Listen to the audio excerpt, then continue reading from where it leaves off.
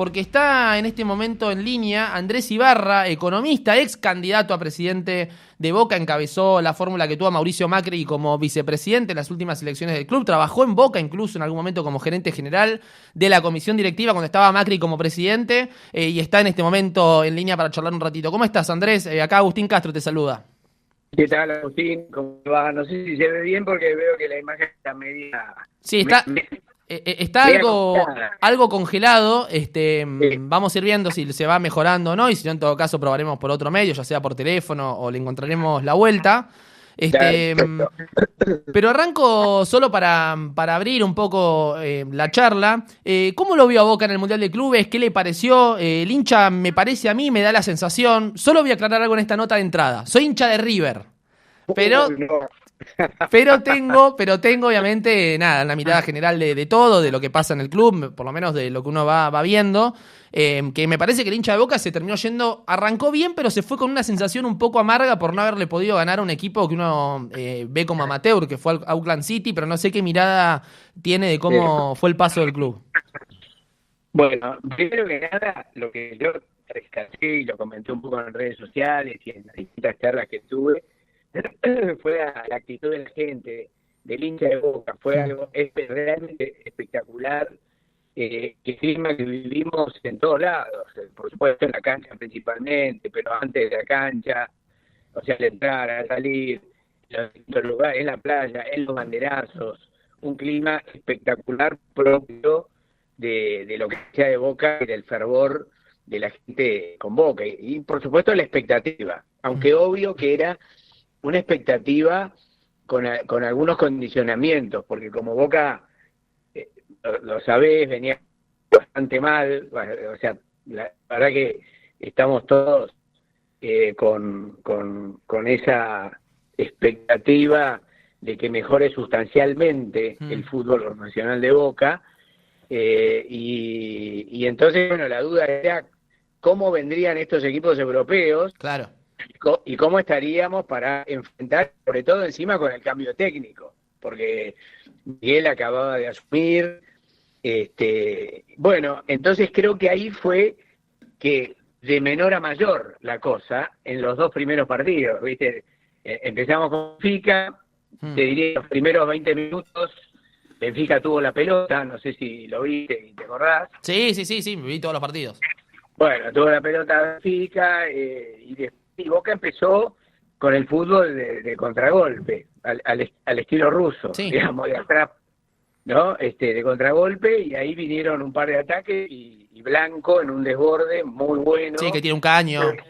exactamente, y el anticipo de Merentiel que fue también muy pero muy bueno.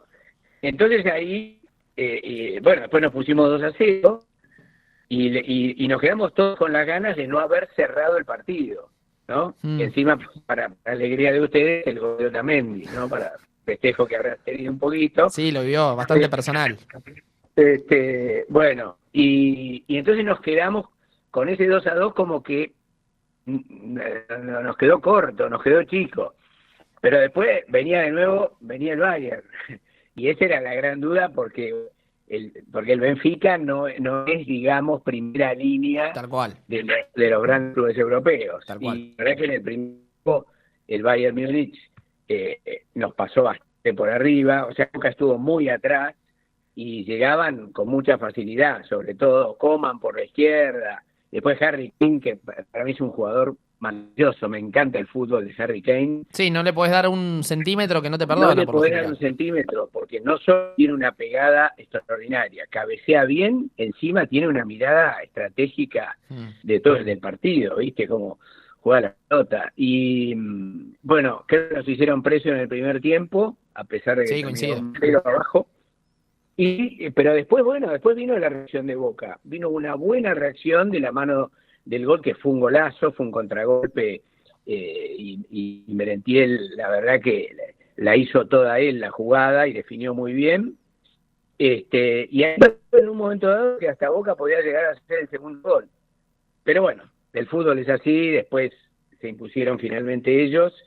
Pero dado lo que pasó en Benfica y en Bayern Múnich, o sea, con los dos, es como la expectativa era clasificar, era ganarle al equipo neerlandés.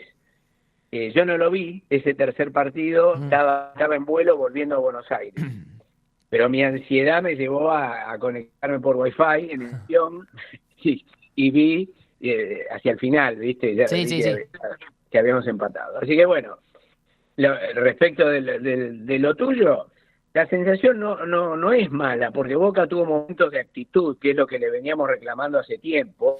Creo que falta ganar, falta ordenar el equipo, darle una línea y después ver cómo van funcionando los jugadores ahora de la mano de Russo, ¿no?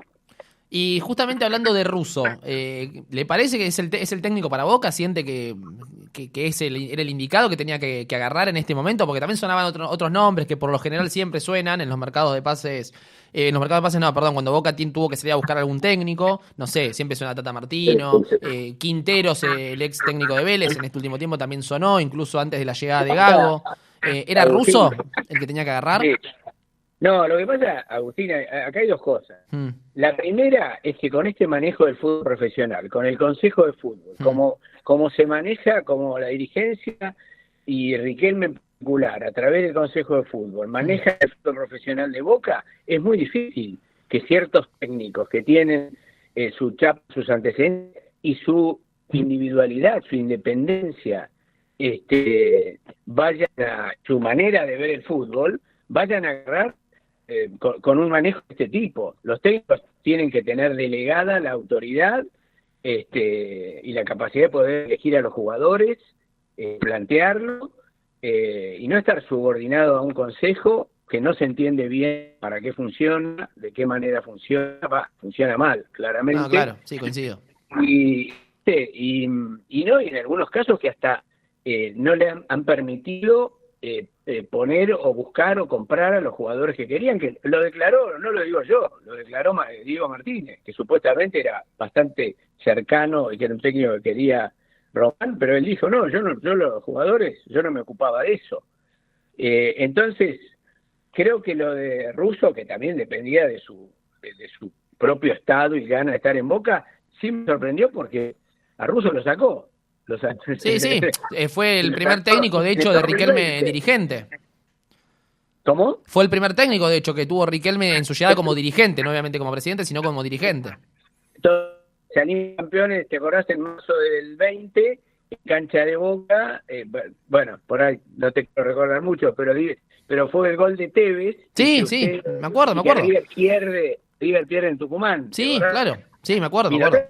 Y te digo una cosa, el incentivo de ese partido era ir a ver a Boca, obviamente, ver si salíamos campeones, y además recibirlo a Diego, que fue la última vez que Diego estuvo en la Bombonera.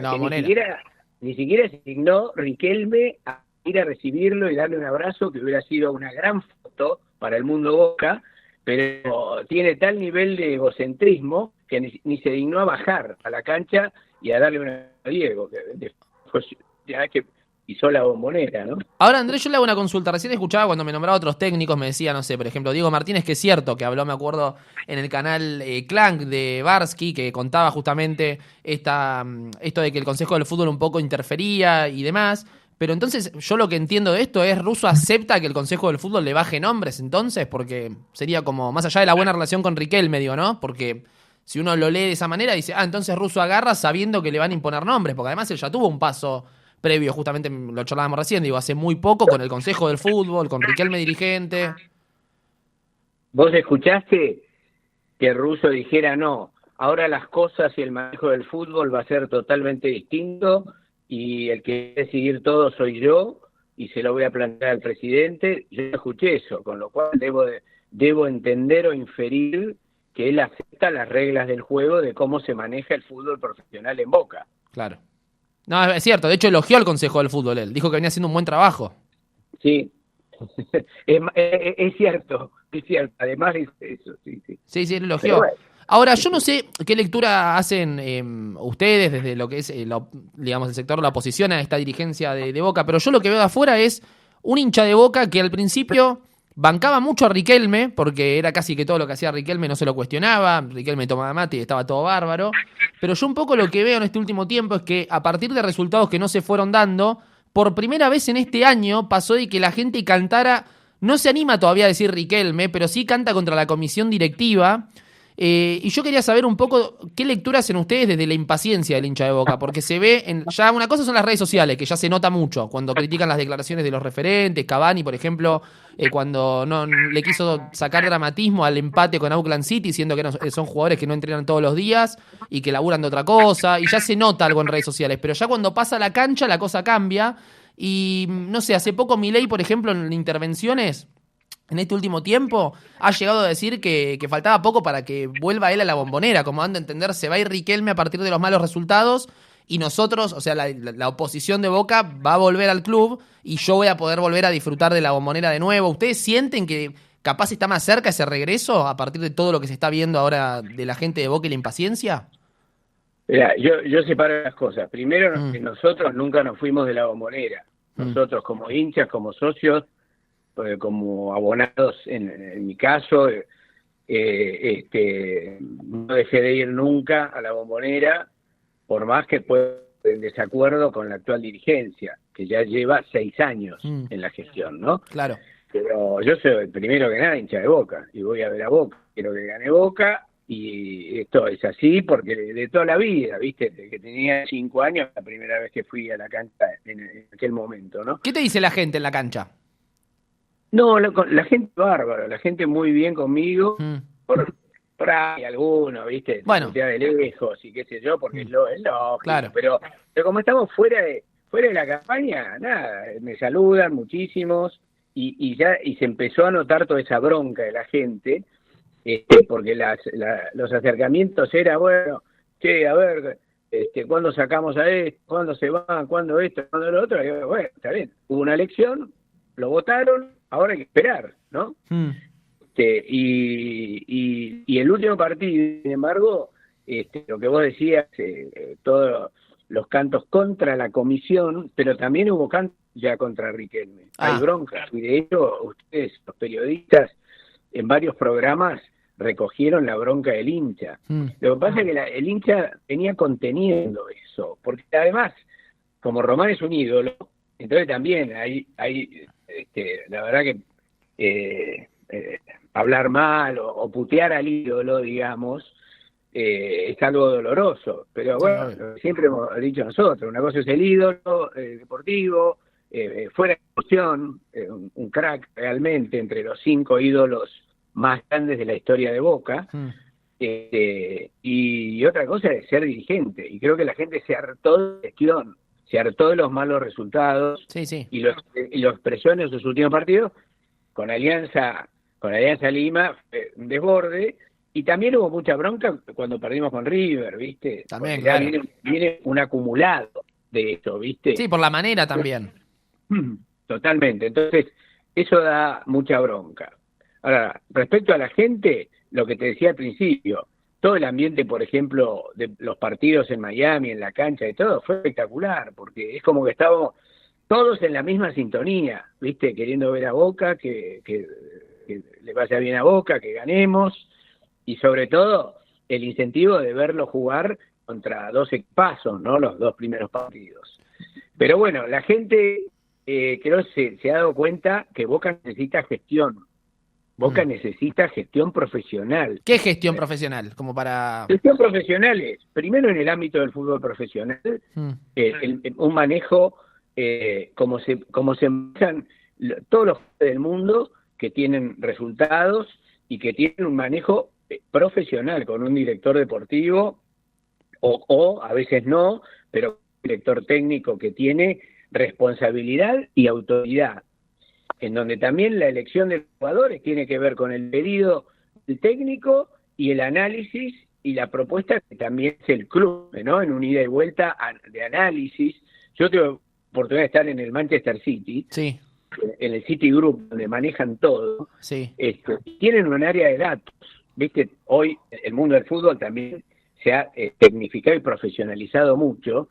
Tienen información de todos los jugadores del mundo, no solo de sus propias inferiores con los rendimientos de los chicos, de todos los índices, ¿viste? Para medir el rendimiento, y de todos los jugadores del mundo. Entonces el técnico te pide, quiero un 4, que se mande tenga buena gambeta, o al revés, que sea, viste, que se destaque por la mano, que cabecee, Que tenga determinadas características, claro. que tenga determinadas características, y entonces tu área de análisis de datos te da las alternativas en función del presupuesto que se puede manejar, y finalmente decide el técnico o el director deportivo. Claro. Pero esto que hay en Boca es real, deja mucho que desear. ¿Y cómo se maneja hoy en Boca entonces? O sea, porque... Con un consejo que propone jugadores según intereses, a saber cuáles son, digamos. Claro. Claro. Pero ahora, volviendo a la pregunta anterior, solo para cerrar esa pregunta, si quisieras volver a ser candidato, ¿te ves con más chances de ganar que las elecciones anteriores? Bueno, hoy de hecho, cuando vos ves encuestas, la verdad es que la gestión de Riquelme tiene un altísimo porcentaje negativo frente al positivo, y te estoy hablando 70-30. ¿Y eso cómo lo medís? ¿Hay una encuesta? Sí, porque hemos hecho alguna medición hace unos meses, y además no hace falta más que ir a la cancha y plantear un poco, y algunos focus group y todo, y ahí te das cuenta de lo que opina la gente. Con lo cual, obviamente que hay alternativas, pero falta todavía. Y ojo que la gente no solo se queda con el tema del fútbol, Agustín, sino que también hay mucha bronca por los filtros, porque no se ha hecho nada respecto del estadio, y todo ese es un mismo combo negativo, porque cuando vos no tenés más capacidad en el estadio, los propios socios no pueden ir a la cancha. Claro. Y los adherentes no pueden pasar a ser socios activos. ¿Entendés? Está una cadena negativa para el socio de Boca, para el hincha de Boca. Claro, bueno, y encima cuando uno mira lo que pasó en River, por ejemplo, que River creció exponencialmente en cuanto al estadio, en todas las horas que se hizo, debe ser como un doble impacto, digamos. ¿A ustedes, por ejemplo, quisieran apuntar algo para competir a ese estilo? Esa era la propuesta, porque ustedes puede ser que tenían dos propuestas o estoy equivocado. ¿Era para cambiar la cancha del lugar o era remodelarla? Ya estoy No, la propuesta nuestra, la propuesta oficial, digamos, de nuestra lista opositora, entre otros temas de la plataforma, fue la llamada Bombonera Siglo XXI. Sí, me acuerdo. Que era un estadio de más de 100.000 personas en Casa Amarilla, porque Casa Amarilla te permite, los terrenos que tiene Boca ahí permiten hacer un estadio de estas características, y lo conectábamos con un puente, la Bombonera, para darle valor a la Bombonera y seguir haciendo partidos de juveniles, fútbol femenino y otras actividades. Claro. Entonces, quedaba un estadio de primer nivel internacional, donde teníamos todo el plan financiero. Realmente es el estadio que Boca necesita para estar en ese primer lugar del mundo al que nosotros aspiramos. La vara nuestra está ahí arriba, como fue en la época en que tuve oportunidad de ser gerente general con Mauricio de presidente, que estuvimos número 1 en el ranking FIFA, y hoy estamos arriba del puesto 68. Esa es la realidad. Pero la Bombonera, así como está, entonces ampliarla es como que no se puede, ¿no? Hay que sí o sí... A ver, en realidad, primero que han hecho una gran mentira y venta de humo alrededor de esto, porque lo prometieron. En diciembre del 19, sí, me acuerdo, salieron con la Bombonera 360, que no sé, debe estar archivada en algún bibliorato. No, de hecho, Riquelme me había dicho que iba a tocarle a los vecinos, a charlar con ellos, y nunca lo hizo porque después dijo que le daba cosa decirle a un vecino que se tenía que ir. Sí, para el proyecto de ampliación también incumplió, mintió en su momento, pero de eso no hay absolutamente nada. Y la realidad del análisis que hizo nuestro equipo de trabajo, que fue el que desarrolló la Bombonera Siglo XXI, primero, por pedido mío, analizamos los proyectos de ampliación de la Bombonera, porque yo había escuchado, había leído, entonces analizamos eso, y ningún proyecto te da una solución definitiva como sería la Bombonera Siglo XXI, ninguno. Claro. Empezando por un estadio, la Bombonera tiene 80 años, entonces funcionalmente no es lo mismo hacer un estadio de cero con todas las funcionalidades que hoy el marketing, la comercialización y todo requiere, y los beneficios para el socio, tanto en acceso como en salidas, ¿viste? Claro. Entonces, tiene muchos muchas restricciones hacer una ampliación sobre la Bombonera. Por eso decidimos esto otro, que sería un estadio extraordinario. Pero bueno. ¿Y por qué no sentís que no? ¿Por qué sentís que? ¿Sabes lo que yo veo de afuera? Que esto lo he debatido incluso con hinchas de Boca, todo. Que yo lo que veo un poco de afuera es como diciendo, a ver, Macri fue, a ver, la era dorada de Boca se dio con Macri. Y no sé, yo me acuerdo un Boca más competitivo, hasta incluso en la era Angelici. Es cierto que quedó manchado por ahí por los cruces con River, porque las eliminaciones, por lo que pasó en la final de Madrid. También es cierto que River estuvo en su mejor momento de la historia, porque esa parte es como que por ahí parecía que no cuenta y probablemente sea el mejor momento de la historia de River.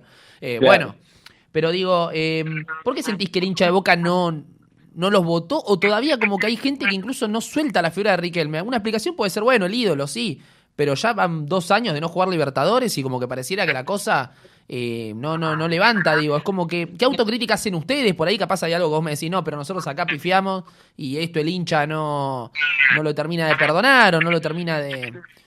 No sé. No, a ver, sí, hemos reflexionado, hecho autocrítica. Te voy a dar un dato. Nosotros antes, ¿te acordás que hicimos una denuncia? Hicimos una denuncia judicial porque descubrimos cuando nos dieron los padrones en octubre, Sí. la elección era en diciembre, Sí. en octubre pudimos ver los padrones y detectamos una cantidad de irregularidades de socios nuevos activos que cuando empezamos a ver la trazabilidad, algunos habían sido hechos, no eran ni adherentes, y vos para ser activo tenés que ser adherente, y respetaron menos la antigüedad del adherente. Adherentes que tenían 10 años seguían siendo adherentes, e hicieron socios activos adherentes que los hicieron ellos adherentes el mismo día. Y todo, ¿qué pasó? Nosotros hicimos el planteo en el club, no nos dieron ni pelota, entonces tuvimos que hacer la denuncia judicial. Y la justicia hizo un análisis, un peritaje por gendarmería y determinó que era realidad eso. Entonces dispuso que, bueno, suspendían las elecciones hasta tanto Boca, el oficialismo de Boca, corrija los padrones. Muy bien. Todo eso significó, antes de esa denuncia, nosotros estábamos 3 puntos arriba en las elecciones. Después de la denuncia, al judicializarse el tema, nos cargan con la culpa de esa sombra, manejan la justicia, no quieren que se vote, y agregaban, quieren intervenir, privatizar el club. Todo eso nos pegó muy, pero muy mal, sumado a que la política también se metió. Sí, digamos, fue estuvo muy politizada, digamos, a nivel nacional. Politizó mucho, mucha gente se metió, no con el Macri, mejor presidente de la historia de Boca, sino con el Macri, presidente de la nación, político. Sumado a todo esto que te digo, bueno, después de la denuncia caímos 8 puntos, quedamos 8 puntos abajo. Y después, bueno, todo eso no se pudo levantar. A eso le podés sumar, por supuesto, que de pronto nos faltó hacer una mejor campaña, más comunicación con la gente, que nos conozcan más, etcétera, etcétera. Eso, errores propios también. Pero el gran hecho objetivo fue este otro y la enorme politización. Acordate, Riquelme hizo una marcha ahí en la Bombonera, fueron todos los intendentes kirchneristas, de Boca, digamos. No sé si todos son de Boca, pero es lo que se dijo ahí. Se politizó mucho eso. Claro. Solo como capaz a modo, después del rol que tiene una posición, no sé, se me ocurre en un club. ¿Trataste de hablar con Riquelme o no lo intentaste? No sé, de por ahí aconsejarlo, de tener algún No, pero me preguntaron, diálogo. como vos me estás haciendo este comentario ahora, Agustín, en un par de entrevistas Sí. Me preguntaban, y yo les dije, si, por ejemplo, supone el caso del estadio, de la Bombonera siglo XXI, que lo tenemos perfectamente estudiado. Es más, hicimos la presentación en la legislatura porteña, ¿viste? Para avanzar en su momento.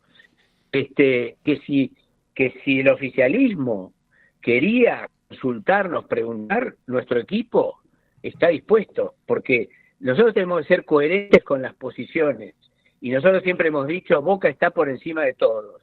Entonces, si yo soy hincha de Boca, no soy de Andrés Ibarra primero, soy hincha de Boca primero, y si el club requiere un consejo o un asesoramiento en ese tema, siempre en condiciones de respeto, ¿no? Aunque estemos, nunca voy a coincidir con esta dirigencia por las cosas que hacen, que dicen y que no hacen. Por ejemplo, Estamos, no, todo lo que te estoy diciendo, la lo que hacen en el Bombonera, fútbol, que lo que dice hacen en el fútbol, ¿eh? La Bombonera es un ejemplo, por ejemplo, que dicen y que no hacen, pero La después... Bombonera, cómo manejan el fútbol, las cosas que han hecho con jugadores de Boca, Ah, donde Boca ha rifado la plata, ha dejado libres jugadores extraordinarios que después terminaron siendo selecciones nacionales, como McAllister, como Molina, el caso del arquero Rossi, el caso del capitán Izquierdos, Pavón, o sea, te puedo hacer más de un equipo claro. de fútbol profesional. Entonces,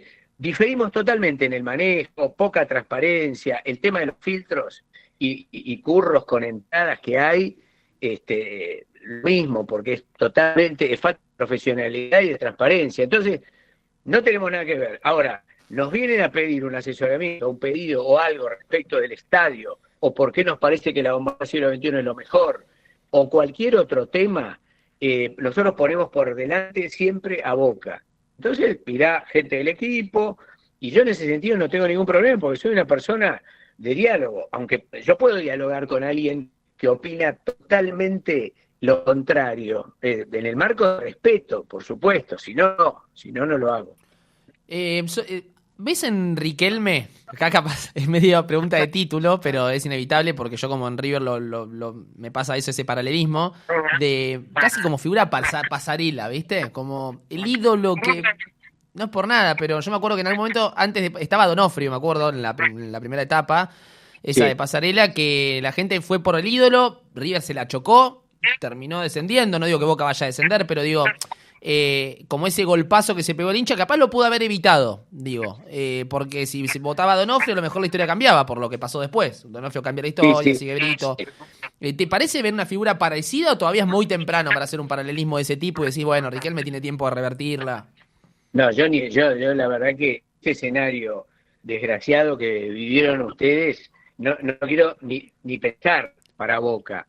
Y creo que la situación económica de Boca es de bastante fortaleza en ese sentido, en el Sí, es terreno cierto. económico. En el terreno futbolístico, la verdad que no han dado pie con bola, pero honestamente no me imagino nunca esa situación. No lo ves como una figura pasarela así para Boca, digamos. O sea, alguien que por ahí, soberbio, que No, no termina sería nunca. una, sería una desgracia. Ya bastante mal es lo que están haciendo hoy, y ya te digo que no hay planes, no tiene Boca, no tiene un rumbo en ese sentido, y ya con eso es suficiente. No quiero pensar un escenario peor para Boca y no creo que se llegue tampoco, ¿no? ¿Y qué opinas de Tapia, el torneo de 30 equipos, el nivel de competitividad del fútbol argentino? Malo, malo, creo que es un error, creo que, claro, continúa el modelo, llamarle el esquema de poder y de manejo derivado de Grondona, Mm, en donde también ahí Boca y River han hecho siempre reclamos, porque respecto, por ejemplo, de los ingresos por televisión, y la verdad que la propia AFA tendría que darse cuenta que vender el torneo argentino es muy poco atractivo, es venderlo al exterior, por ejemplo, mm. para televisación en el exterior, para conseguir más sponsors. La verdad es que un torneo con menos equipos, más competitivo, sería mucho mejor para todos, generaría mucho más ingresos para todos. Obviamente que tenés un tema ahí de los equipos chicos, digamos, que no tienen tantos recursos, pero la verdad que vos no puedes hacer populismo en estas cosas. Creo que tenés que tener una pirámide de ingresos adecuada a lo que también te generan los clubes, ¿viste? Y no digo olvidarse de los otros clubes, pero digo ser mucho más lógico, racional, Claro. para beneficio de todos, porque además si la AFA recauda más, también le va a poder dar ingresos de determinada manera a otros clubes que los necesitan, ¿no? Si Andrés Ibarra fuera presidente de Boca, le gusta un jugador de otro equipo, vamos a decir de Independiente, de cualquier otro equipo, y Independiente no lo quiere negociar. Y Andrés Ibarra dice, yo voy por la cláusula. Si total, o sea, a ver, hay una cláusula para ejecutarla. Iría por ese lado, respeta el pacto de caballeros, Hubo una polémica alrededor de todo eso, de la semana, con Salas, River, dirigentes que se fueron metiendo, dirigentes de Lanús, por ejemplo, el presidente dijo, yo no estoy enterado de ningún pacto de caballero, me gusta un jugador, pongo la cláusula. ¿Qué opinión tenés de eso, que generó tanta discordia en los dirigentes del fútbol argentino? No, yo creo que hay que ser, a ver, primero, un dirigente de primer nivel y con grandeza plantea las cosas en el terreno que corresponde, ¿no? Y después, lo que es legal. Entonces, a partir de ahí, vos fijate condiciones. Si del otro lado hay una actitud mezquina, interesada, poco, que además de pronto tampoco favorece al jugador, porque también hay una realidad. Los jugadores son profesionales y si un jugador quiere salir de un equipo e ir al otro, bueno, él sabe la evaluación que hace. Claro. Entonces, no le demos tanta vuelta romántica, digamos. Dentro de la ley, todo lo que corresponde. Ahora, primero, te lo voy a decir así de frente, bien clarito, nosotros vamos por esto. Negociemos, discutamos, y después, listo. En la ley, dentro de la ley, todo. Listo. Andrés Ibarra bancó fuerte a Jorge Brito. Andrés, la última consulta. O sea que el objetivo de toda esta charla, por favor, no. Mira que no. No, en absoluto, para nada. Me interesaba escuchar de su mirada de lo que está pasando en realidad en este momento en Boca, porque porque al revés, defiendo los intereses que defendería, vos me dijiste, siendo presidente de Boca. No, claro, no que si lo de Brito está bien, sino que haría siendo presidente de Boca. No, por supuesto, quedó claro. Andrés, le hago la última y ya no lo molesto más y le agradezco por el tiempo, por la buena onda, la predisposición. ¿Qué opina del gobierno nacional de Milei? Yo me acuerdo que cuando Milei asumió, había dicho algo así como que Milei traía una nueva oportunidad de cambio, y no sé si a esta altura, que ya va 1 año y 7 meses del gobierno ya de Milei, 1 año y medio, sigue pensando lo mismo. Yo pienso lo siguiente, lo que reconozco en trayecto de 1 año y medio, digamos, un poquito más, Milei recibió un desastre. El gobierno de Milei recibió un desastre de hiperinflación, aunque solo se vivió 1 mes, pero se venía a hiper por la emisión monetaria que hizo el gobierno anterior, por el manejo pésimo de recursos fiscales, y esa fue una realidad, digamos, esto no es un invento político, ni nada, fue una realidad. Entonces hubo que salir ahí como bomberos, y realmente el lograr el equilibrio fiscal fue una política de gobierno muy importante, pero muy importante, e importante para la Argentina, porque lo peor que hubiéramos vivido, vos sos joven, pero cuando vivió la hiperinflación de Alfonsín, la hiperinflación tiene, y una parte de Menem, hasta que vino Cavallo, las consecuencias de una hiper son terribles, desde el punto de vista económico, de inversiones, de empleo de la gente, de marginalidad, desocupación, etcétera. Entonces, lo que había que evitar, se evitó, y eso es un activo del gobierno. Lo que ahora falta es toda una política de desarrollo, por supuesto, porque el equilibrio fiscal significa que no hay obra pública, claro. Las provincias requieren recursos, y que por supuesto hay que tener políticas más activas para el desarrollo económico, para generar inversiones. Y las inversiones se generan, obviamente, con una acta ordenada, como hizo este gobierno, pero con otras medidas que también tienen que ver con lo institucional, con el respeto a la prensa, respeto a la justicia. Quien va a invertir algo en Argentina no solo mira la rentabilidad de su inversión, sino que mira el contexto. Claro. Y el contexto está integrado no solo por la inflación baja, sino por estas cosas que te estoy diciendo, ¿viste? Sobre todo la seguridad jurídica, ni hablar, la responsabilidad democrática, la libertad de prensa, todos los temas. Sí, todos otros temas que vienen siendo bastante, o por lo menos, no sé, uno de afuera lo ve y dice, che, esto, el gobierno se tira contra los periodistas, no sé, hay un tema ahí con la salud también, con el garras, hay un montón de cuestiones que, no sé, eso es malo. Eso, decididamente, Agustín, eso es malo, ¿no? Eso no suma nada, no es bueno, no es bueno para nadie, no es bueno porque ahí se genera una situación muy, pero muy perjudicial para la sociedad argentina. Y entonces yo creo que eso el gobierno lo tiene que cuidar mucho más. Yo creo que eso es un defecto, así como te dije, esta principal virtud, en eso es un defecto. Y también es malo estar permanentemente agrediendo, por ahí no solo a periodistas, Sí, sí, sí, sino en todo general. el discurso tan violento es malo, porque el famoso refrán, que es el de que la violencia de arriba genera violencia abajo, y la violencia no necesariamente es de acción, la violencia también puede ser verbal, y entonces después, mirá lo que le hicieron me parece pésimo, es un desastre, pero lo que le hicieron a Sper el otro día, Ah, sí. no se justifica para nada, pero también no se puede estar puteando todo el tiempo contra todo, No, ¿viste? claro, Pero obvio. Sí, sí, sí, sí, le el volvió. país necesita armonía, porque la situación de la gente, la situación de la gente no es fácil, es dura la situación de la gente. Los salarios no alcanzan, es decir, la gente no la pasa bien. Entonces, todavía hasta que sigamos y haya más desarrollo económico, más empleo y mucha más suba de salarios reales, es necesario que cuidemos también la armonía, la convivencia democrática. ¿Hablás con Macri? ¿Seguido o no? Sí, sí, hablo, no todos los días, no No, no, seguido, no. Seguido hablo. relativamente, digo, pero tenés comunicación con él. Sí, por supuesto, sí, sí, Bueno, sí, sí. Andrés, aprovecho entonces para agradecerle. La verdad le agradezco mucho por este tiempo. Charlamos varios minutos y creo que tocamos bastante todos los temas, así que le agradezco mucho por la buena predisposición y estamos en contacto. No, un placer, Agustín, y bueno, un saludo a toda la gente que nos ve, que nos escucha, aunque me vieron un poco frisado, pero bueno, no importa. Y un Nada, placer verla, muchas gracias. Salió bien, gracias a vos. Ahí está, Hasta luego. pasaba Andrés Ibarra, ex candidato a presidente de Boca en las últimas elecciones, en esa fórmula que tuvo también a Mauricio Macri como vicepresidente.